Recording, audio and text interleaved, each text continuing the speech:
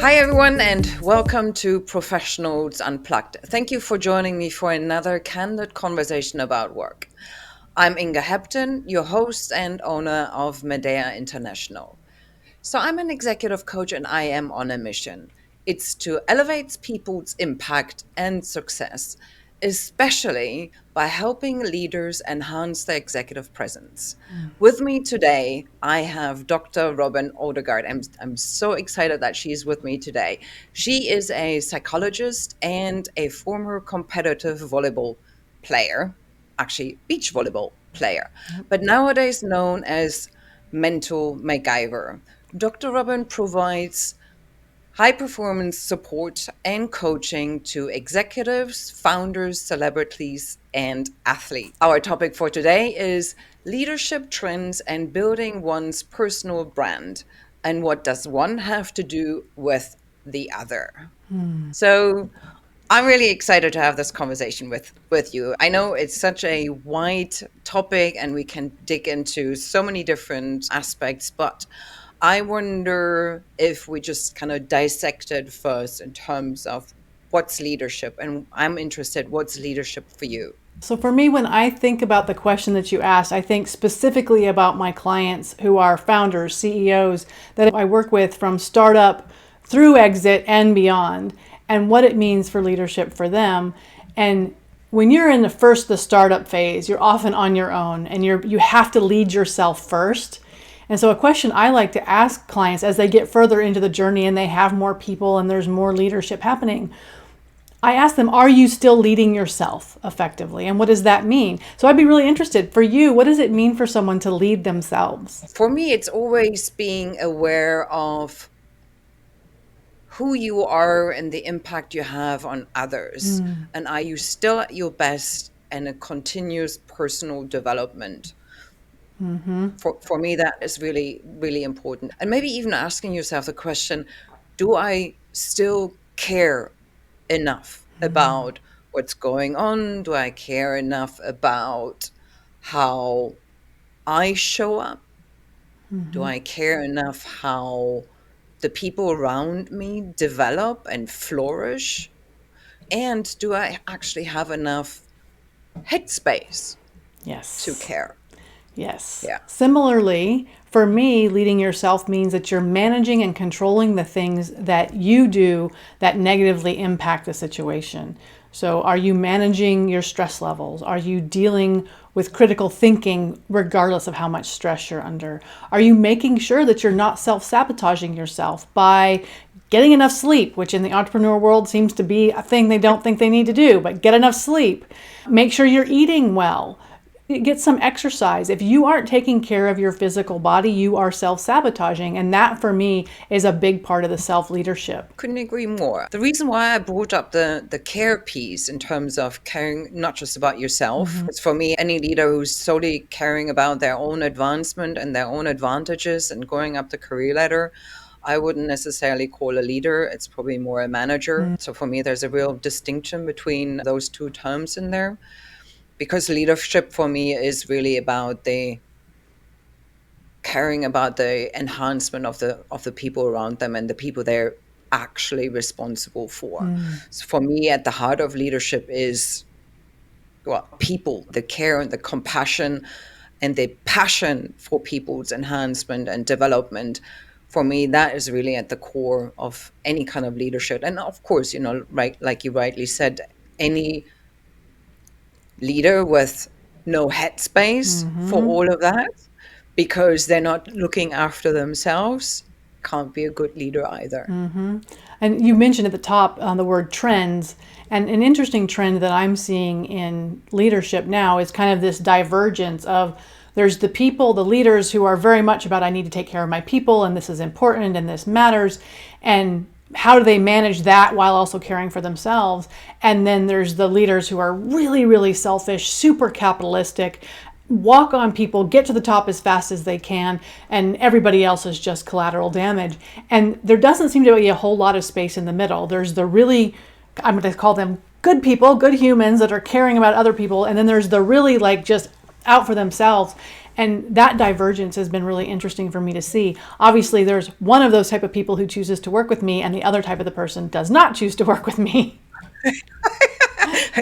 Let me guess, it's not the one who are just out for No, the themselves. super selfish people have all the answers. They have no reason to have anyone like me on their team. They already know it all. They're good to go. Yeah, absolutely. I agree. But do you think that the trend you just described is a recent one, or has that developed over the last, let's say, 10 years as our definition of leadership or expectations of leadership has evolved? Because if you think back 20 years ago, maybe even 10 years ago, there was a certain expectation and definition around what a leader really is.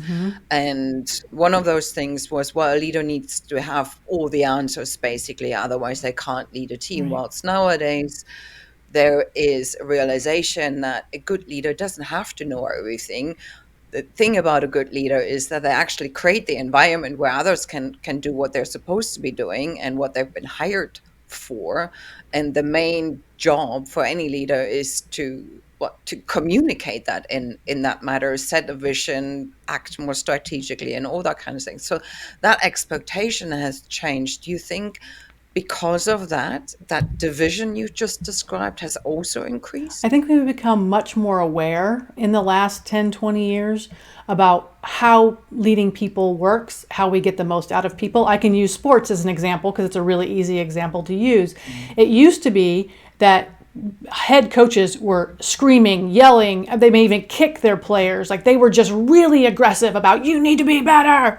And we don't allow that in sport. Like athletes now will not put up with a coach who behaves that way anymore.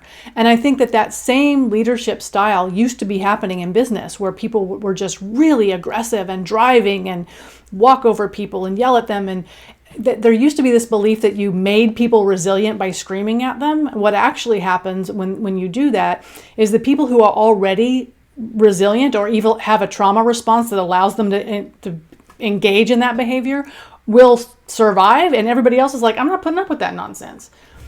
Yeah. Now we're seeing that it's a much better way. You get more production out of people if you're reasonable to them. And what do you need? How do I help you? What support do you need?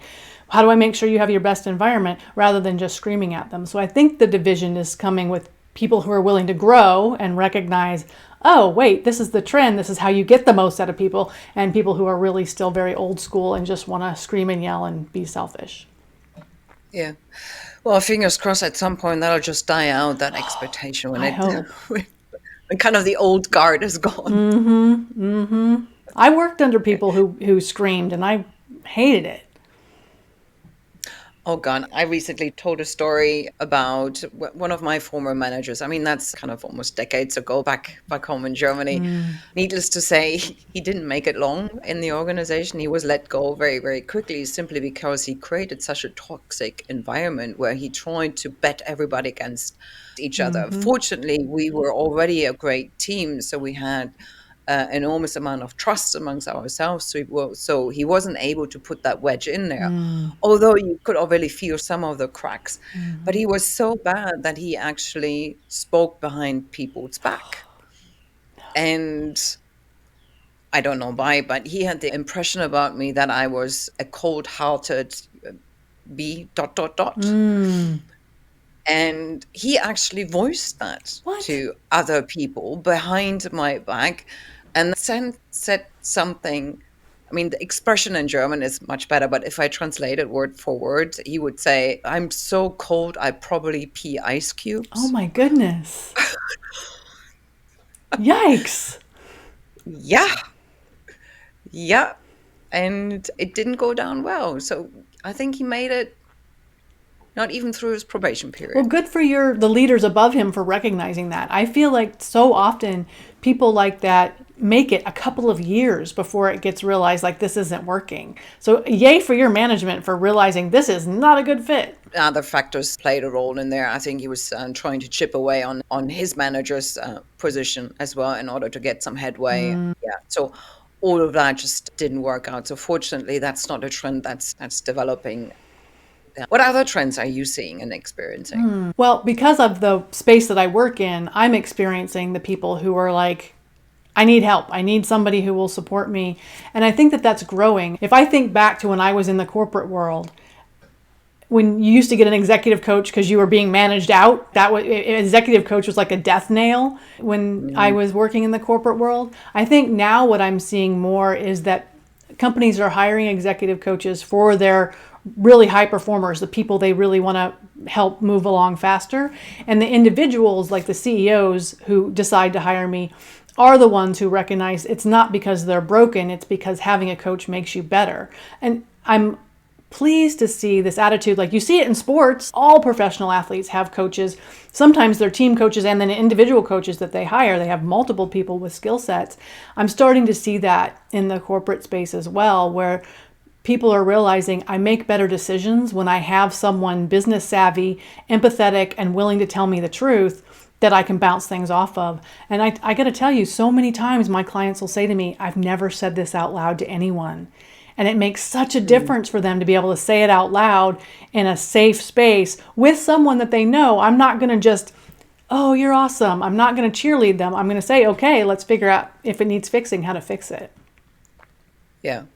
Yeah, I think that kind of awareness is certainly shifting, maybe even more here in the US than in some of the European countries, I would say. Yeah, my In my European clients experience, who hire me say that I'm very different than the coaches that they can hire in the UK or in Europe. the changing of mindset of recognizing one doesn't get anywhere without any support and help, whatever that support and help might look like.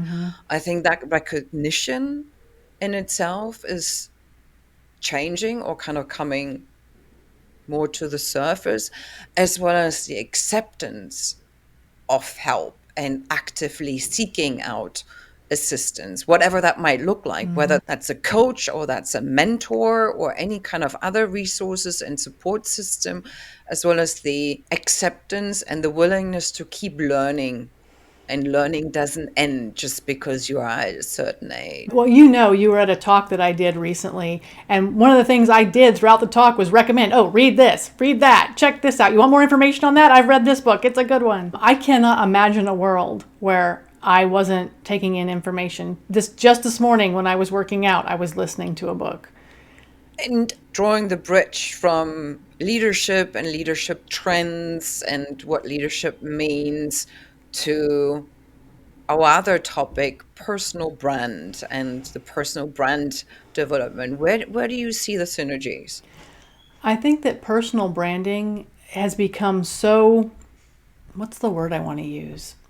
I want to say cliche, but I don't know if that's the right word. But where people are, Overused? they're trying to create like this facade of here's my personal brand. And I made that mistake early on in my business. I felt like I have to look like an executive coach, and that's what, and you know, all this. And I tried to be what I thought it should look like. And Mm, it wasn't congruent with who I am as a person. And when I finally decided I'm going to be the kind of coach, executive coach, high performance psychologist, whatever label you put on it, that has empathy and who is really in it. You know, I have one client who says to me, I feel like I pay you to be my best friend, but you're so damn good at it, I can't even complain. That's who I want to be. And when I decided to make my branding fit that confidant, best friend, person you can talk to about anything and not have to reciprocate it, it made such a huge difference in my business. So I think that people need to get away from, I need to make my brand look like everybody else, and really lean into who are you? How are you unique? And what does that look like? And if you were going to just put it out there and be who you really are as your brand. yeah.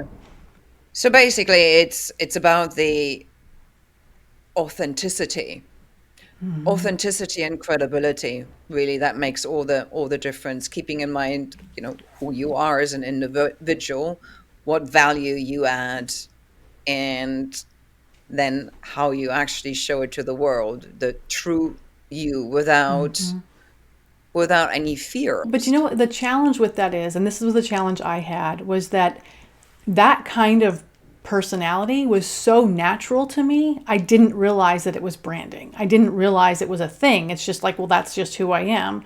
And it actually took a client reflecting it back to me and saying, this is why I like working with you. Here is why I find you to be different than other people I've worked with.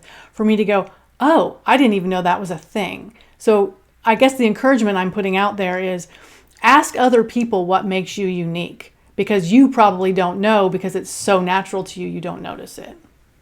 Yeah, yeah. A little bit of a provocative one, though. But if you in your world, you would show up like you haven't slept in 3 days, haven't taken a shower in a week. Right. That's not my I mean, brand. It's not my brand. It's also not me. There are people who work in different spaces who, they may show up with beads and they may wear different, more flowy clothing than I do. And that's authentic to them. And their people, the people who are supposed to work with them, will be drawn to that. So there's no yeah. really right or wrong. It's just, who are your people, and put yourself out there for the people you want to work with. But when I was trying to be this really executive coach type person, the clients that I got weren't good fits for me because they were looking for something much different than is my style of coaching and working with people.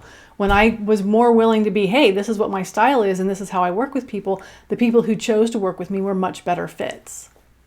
Which actually is kind of the thing about, okay, not just being aware about your own personal brand in terms of who you are and being authentic and how you come across and what you like to work with. It's really also digging into the question, well, who's my tribe, basically? Who Mm-hmm. are the people I want to connect with? Who are the type of people I enjoy working most with and I can add the most value to? Mm-hmm.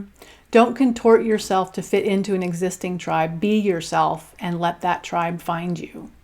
Which is one of the hardest things to do. It is one of the hardest things to do, yes. That's it. Because you have to be very confident in yourself to be able to say, this is who I am, and I will stand on this rock by myself until other people who like me as I am are willing to come and stand on this rock with me.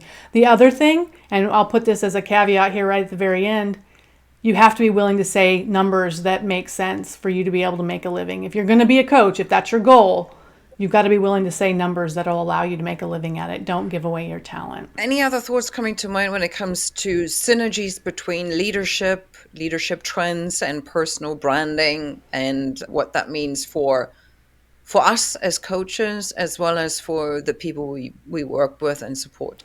So the interesting thing about trends is that if you follow a trend that you don't necessarily believe in, that doesn't resonate with you, you're always going to arrive somewhere after the crowd. There's no point in following a trend if it doesn't resonate with you.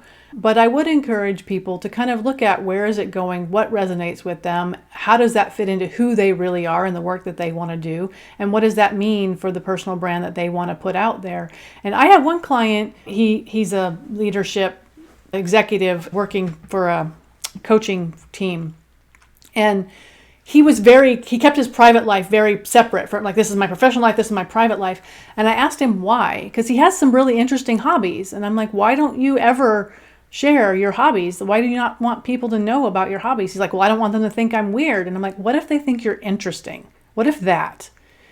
And which is why, if you go to my website, there's a page that says just me, and there's video of me doing circus tricks with my little dog, because that's me. That's something I like to do. And I found it makes a big difference if I just let people see what makes me interesting. So you aren't weird, you're just interesting. So it's a renaming of things as well, yeah, and not being afraid of being human and being seen as human. I couldn't agree more. The thing about allowing people to get to know you in terms of who you really are Mm-hmm. makes such a difference, because, well, it kind of creates that authenticity, Mm-hmm. but you get a different type of feedback, and in addition to that as well, which on the other hand increases your confidence levels at the same time, because you realize, I'm not weird, I'm just interesting, and Mm-hmm. I'm different, and different can be a good thing. And you don't have to hide that part of yourself. Yeah, well, that takes a lot of It energy. does. He had two All right. separate social media platforms, and he had like made sure and posting in the right place. I'm like, why are you being so exhausted about that? Just Mm, put them together. Let people see who you really are. yeah. Is he German by any chance? Just being He is in the UK. He's British. okay, yeah. Just because I'm asking because what you just described used to be relatively common in Germany, the separation between work life and personal life. And only nowadays, especially when people are moving countries, etc., they realize, well, hang on a minute, this separation of work and private life is not getting me anywhere. And when they're derooting themselves, moving countries, etc., building new networks, that's kind of like a social death sentence if you do that. And I think people are realizing this more and more. And then obviously, the human aspect of things. One thing I wonder before we close out, do you think men are typically better at it than women in terms of having realized some of the things in terms sharing private life, getting involved, the typical gentlemen's clubs and golf events and work events and things like that? Do you That's an think that interesting has question, and it worded very interestingly. My experience, most of my clients happen to be men, that's just the way it works out. My experience is that men have bros, like people they golf with, people that they, drink with, but they're not friends. They're not people they talk to. They don't actually share information with each other. And that's why I end up with the clients that I end up with often is that they have all of these friends, but they're not people they talk to, and they feel very lonely and intellectually bored because they're not having any real conversations with these people.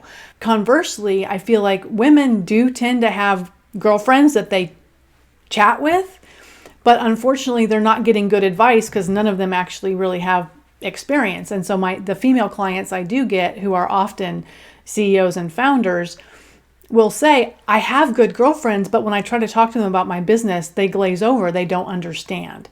So I think that it's different. So men can talk business with each other, but they're not allowed to talk personal. Women, conversely, talk personal all the time, but when they start talking business, their friends are like, I have no idea what you're talking about. So that's the disconnect I see between the genders if I was going to draw lines like that. yeah. If you had a magic wand, how would you fix it? I would make us culturally much less hard on boys about you're not allowed to have feelings, you need to be tough, you need to carry all the load, you have to be the one that makes it all happen. And I would be much more willing to allow girls to express their emotions in real ways and talk about things like science and math and all the things that we, STEM stuff that we're like, oh, that's not a girl thing. And I know that that's getting better for young girls, but I had a math teacher who told me he couldn't give me an A because girls don't get A's in math. So that's what I would change the culture around how we raise our boys and what we expect from men, and I would change the culture around girls and what we expect, what's womanly and what you're allowed to do. There are people who don't like me because for a woman I'm very direct, and I will say this is not going to work. Let's see if we can fix it. Yeah. So Well, on that note, thank you so much, Robin, for being here. I think we had a fantastic conversation where we shifted into all kinds of things when it comes to leadership trends, as well as the so-called personal branding, where the secret of it all is to be authentic and actually care about your own development, your own self-care, and the care of others and how they are progressing and therefore increase your level of influence and credibility at the same time. So thank you for another conversation here at Professionals Unplugged, and I hope you enjoy listening.